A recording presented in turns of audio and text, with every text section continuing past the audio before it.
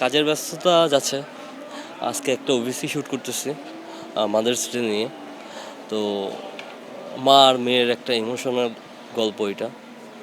আর হচ্ছে আমরা সামনে কিছু একটা ফিকশন করতেছি টিভির জন্য, আবুল হায়াত আঙ্কেলকে নিয়ে। আর রেগুলার বেসিসে তো টুকটাক ওবিসি চলতে থাকে, এই আর কি। মায়ের প্রতি যে একটা আবেগ আছে, বাচ্চাদের, ছেলে মেয়েদের মা বাবার প্রতি তো একটা আবেগ থাকেই। সে আবেগ ইমোশন থেকেই হচ্ছে কাজ করা। তো দেখি আমরা কতটুকু ক্যামেরার সামনে ফুটিয়ে তুলতে পারি।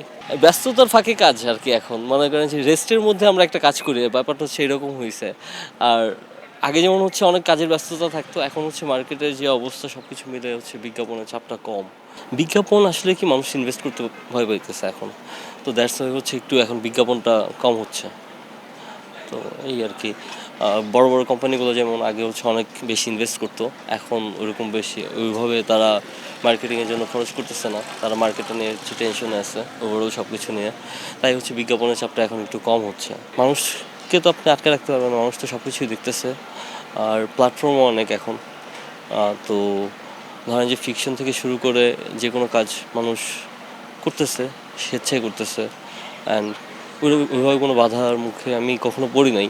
আমি এখন পর্যন্ত সাড়া পাওয়ার মতো এভাবে কিছু করি নাই। হ্যাঁ, তো চেষ্টা করতেছি। আমরা তো নতুন, তো আমরা চেষ্টা করে যাচ্ছি আর কি। সামনে ঈদের জন্য হচ্ছে আমার জাস্ট একটা ফিকশন আসতেছে টিভিতে, এই আর কি। আর সামনে সিনেমা বানাইতে সেই পরিকল্পনা বড় পর্দার জন্য। দেখি, প্রডিউসার খুঁজতেছি। প্রডিউসার পেয়ে গেলে ভাবছো আমরা সিনেমার কাজে হাত দিতে পারবো।